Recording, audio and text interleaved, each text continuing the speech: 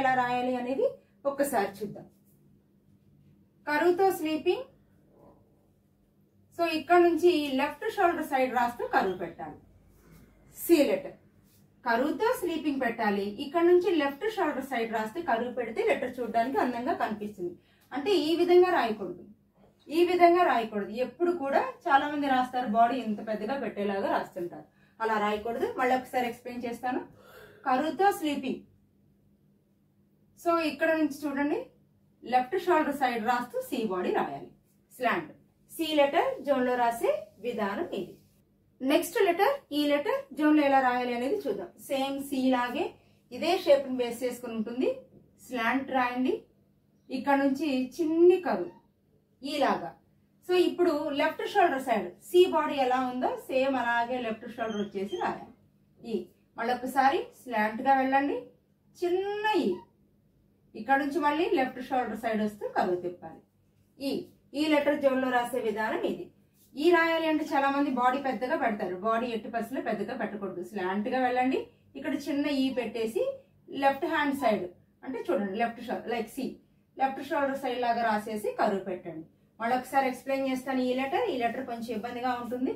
First slant గా వెళ్ళండి. ఇక్కడ చిన్న కరువు తిప్పుతూ లెఫ్ట్ హ్యాండ్ కెళ్ళి వచ్చేసి కరువు తిప్పండి. ఈ లెటర్ జోన్ లో రాసే విధానం ఇది. షేప్ మనకి కరెక్ట్ గా రావాలి అంటే ఈ పార్ట్ ఉంది చూసారు, ఈ పార్ట్ చాలా చిన్నగా ఉండాలి.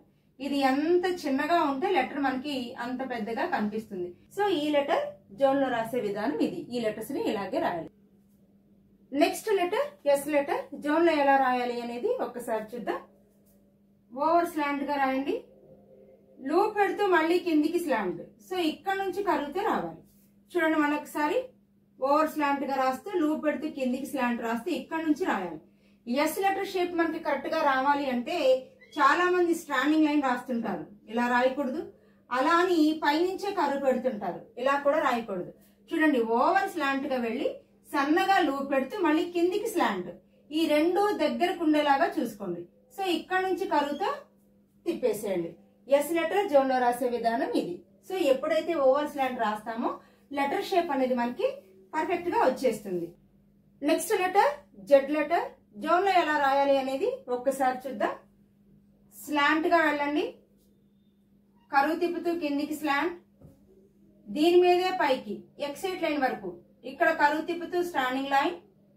సన్నగా లూప్ పెడుతూ బేస్ లైన్ కనెక్ట్ చేసి ఎగ్జిట్. సో క్యాపిటల్ జెడ్ కి స్మాల్ జెడ్ కి డిఫరెన్స్ ఏంటి అంటే మిడిల్ జోన్ లో నుంచి స్టార్ట్ చేస్తేనేమో స్మాల్ జెడ్, అప్పర్ జోన్ నుంచి స్టార్ట్ చేస్తేనేమో క్యాపిటల్ జెడ్. సేమ్ ఒకటే, కాకపోతే సైజ్ అనేది మనకి అప్ అండ్ డౌన్ అవుతుంది. సో లెటర్ షేప్ అనేది మనకి పర్ఫెక్ట్ గా రావాలి అంటే స్లాంట్ గా వెళ్ళి కిందికి స్లాంట్ రావాలి. సో ఇక్కడ చూడండి, మీరు ఇక్కడ ఈ లైన్ దగ్గర నేను కరువు తిప్పమన్నాను. మీరేం చేస్తారంటే కొంచెం పైకి వెళ్తారు, ఇంకొంచెం పైకి వెళ్తారు. సో స్పీడ్ గా రాసినప్పుడు ఏమవుతుందంటే ఈ అయిపోవచ్చు లేదా 3 అయిపోవచ్చు. షేప్ ఎప్పుడైతే మనకి పర్ఫెక్ట్ గా రావాలి అంటే ఓవర్ స్లాంట్ రాసి ఇక్కడ నుంచి కిందికి స్లాంట్ రాసి ఇక్కడే ఈ లైన్ దగ్గరే చూడండి, మనకి ఇక్కడ ఈ లైన్ దగ్గరే కరువు తిప్పుతూ స్టాండింగ్ వచ్చేలాగా చూడండి. సో అప్పుడు మనకి షేప్ అనేది కరెక్ట్ గా వస్తుంది. జెడ్ లెటర్ జోన్ లో రాసే విధానం ఇది. ఈ లెటర్ ని ఇలాగే రాయాలి. Next letter G letter.